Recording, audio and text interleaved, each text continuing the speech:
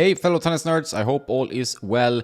The new Babolat Pure Aero Rafa Origin has been revealed. Michelle here from Tennis Warehouse, she talked to Babolat about it. It has some quite interesting specifications. I know a lot of you tennis nerds have been asking for proper pro player specs, like that they actually really released a racket that is at least very close to what the pro is actually playing with. We had the Federer autograph, which is relatively close to Federer's actual specs. He might add a little bit of weight at 12, but it's basically a heavier batch if you look at quality control in Federer's case. And now we have Rafa out with a 375 swing weight racket, which means that Rafa has increased his swing weight over the last couple of years quite a bit, it seems like, maybe in an effort to get more power.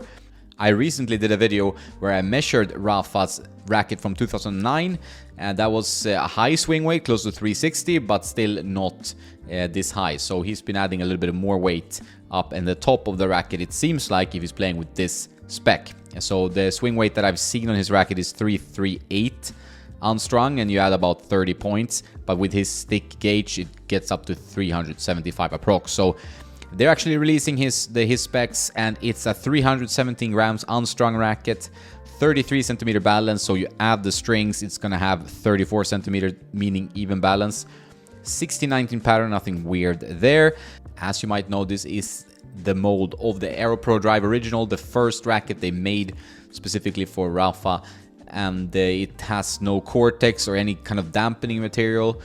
I felt like the guy from Babolat did not really talk about how the stiffness will affect players' arms in this video, and maybe I missed something, but I urge you to watch the interview with Michelle and this guy, because it's still very high stiffness, 73 RA listed, so I'm not sure how this will treat some players' elbows.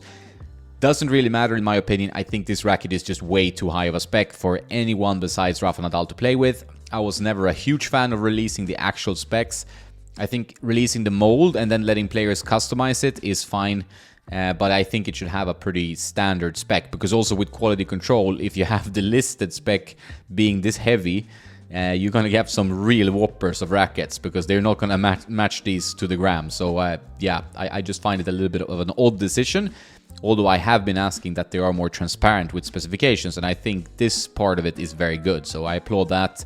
We'll see if Head now will do a Djokovic racket release. I think they should, but we will see if that happens.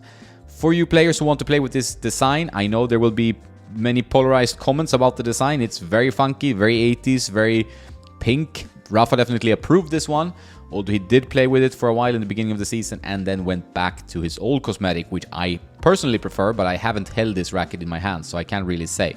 And usually when you get it in your hand, you know if it's gonna be to your liking or not. So yeah, what do you think about this? Are you all for it? Are you gonna go out, rush out and buy it when this is released on the 11th of April? I'm skeptical but curious at the same time how this will look and play, and you can expect a review from me relatively shortly. That's all for today. Have a nice day, and don't forget to play some tennis.